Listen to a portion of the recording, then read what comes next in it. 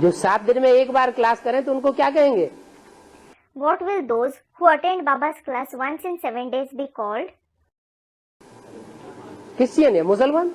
A Christian or a Muslim? तो इन धर्मों का प्रभाव पड़ गया सबके ऊपर। Everyone is influenced by those religions. कलयुग के अंत में सारी दुनिया विदेशों से प्रभावित हो जाती कि नहीं?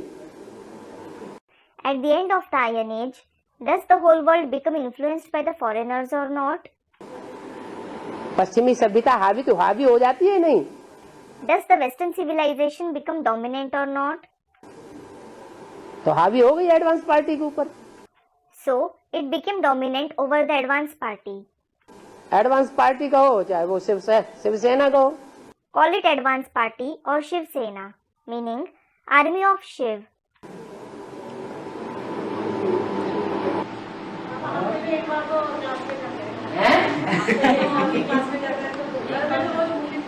आप दिन में एक बार जाते हैं? Student, I attend the class once in a week. I read the Murli every day at home. Do you go to class once a day? सप्ताह में एक बार। पहले कब जाते थे? Student, once a week. Once a week. When did you used to go for class earlier? जब advance में निकले थे तो कितनी बार जाते थे? सप्ताह में कितनी बार जाते थे? When you came in the advanced knowledge, how many times did you go in a week? How many times did you go? हैं? शुरुआत में जब एडवांस में निकले तब कितनी बार जाते थे? In the beginning, when you came in the advanced knowledge, how many times did you used to go? शुरुआत से ही क्रिश्चियन है। Student, once in a week. You are a Christian from the very beginning. हैं? हैं? हाँ वही बात है, एक ही बात है। Students, she listens to the Murli at home. Yes, it is the same. It is one and the same.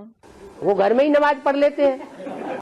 They, that is the Muslims, read namaz at home itself.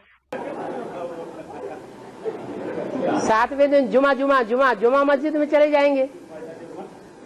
On the 7th day, they go to the mosque on every Friday. मुरली में क्या बोला है? Class रोज करना चाहिए या 7 दिन में एक बार करना चाहिए? What has been said in the Murli? Should you attend the class daily or once in a week? मुरली में तो बोला रोज क्लास करना चाहिए। It has been said in the Murli, you should attend the class daily.